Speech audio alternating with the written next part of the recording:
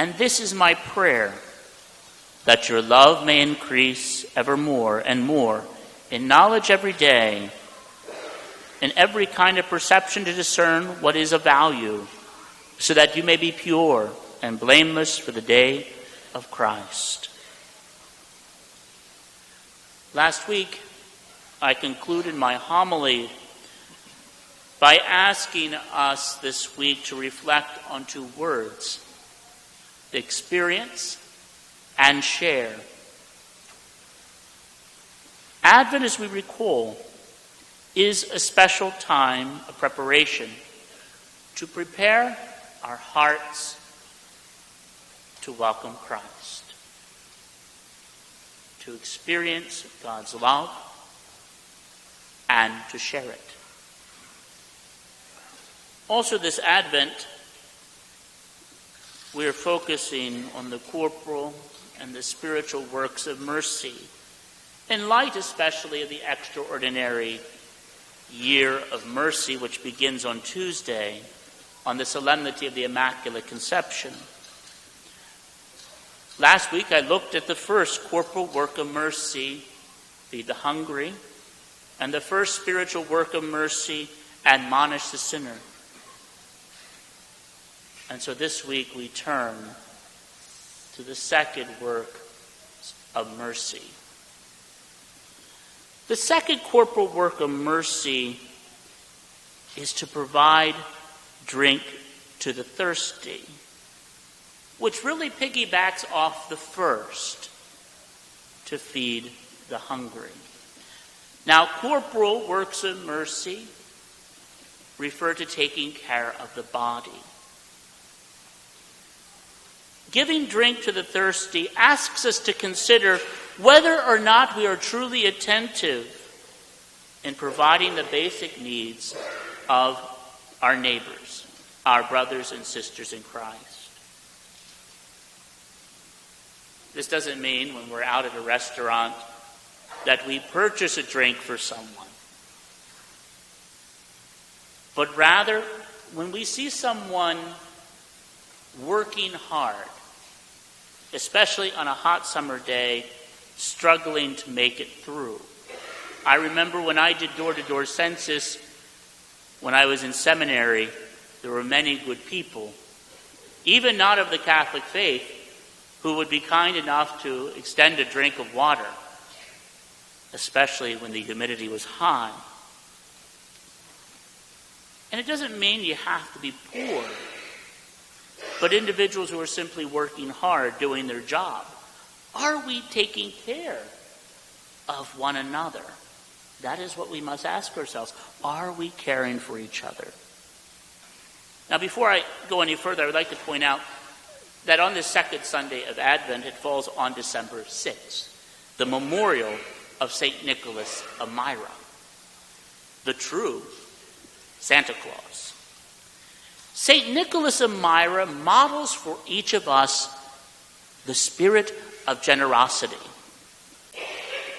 Our school children were visited by St. Nicholas on Friday, and some of our religious education students had the opportunity to see him today. In fact, he even made a stop here in the church up front. He was really here. St. Nicholas teaches us that it is in giving that we receive. So now let's move forward and talk about the second spiritual work of mercy. And spiritual reference caring for the soul. And that is to instruct the ignorant. How can we instruct the ignorant? First off, who are the ignorant? Let me start off. I'm ignorant. You are ignorant. We are all at times ignorant. For we do not know, if we're honest, everything about the faith. There's some things we will not know about the faith until we get up to our eternal reward. Therefore, each one of us has an obligation to continue our further education in it. because it's almost impossible to know everything. It is necessary for us to humbly present ourselves before the Lord to further our growth and study. Youth Formed, the online program that we have, attend Bible studies and prayer groups to further not only our own spiritual growth, but also growth in knowledge. It's important for parents to continue their education in the ways of faith, especially since they themselves are the primary educators of their children. Yes, parents are provided a great resource in Catholic education, whether it be attending the Catholic grade school or the religious education program. For we are truly blessed with dedicated teachers and dedicated catechists who work hard to further their own studies in order to properly instruct our young people. Catholic education is a valuable resource in assisting with the growth of faith that can, should, and must be maintained. Not only does Catholic education provide the tools necessary to the growth in the faith, but the quality of education, mixed with the growth and knowledge of the faith, gives our young people the tools to become successful later in life. Education is power. Education gives us all the fighting chance. And many times, where many see Catholic education as a burden and not necessary, let's be clear, to lose Catholic education would be devastating not only for us as a church, but much further, our entire society. The Lord has done great things for us, and we are filled with joy. He's given us great gifts, great tools at our disposal. The Lord has done great things for us. We are filled with joy.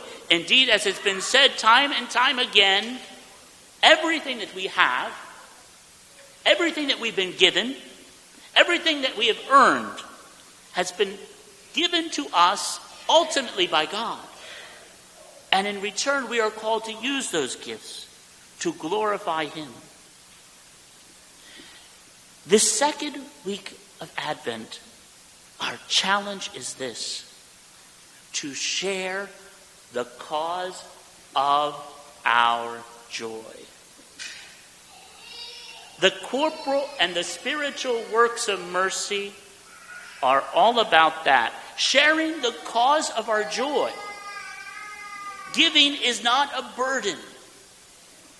Giving is joyful if we are doing it for the right reason. It is in giving that we receive. St. Nicholas didn't ask for a thank you. St. Nicholas gave. And as St. Nicholas told our young people, he said it's in giving that we receive. We've all had that experience when we have given without expecting anything in return.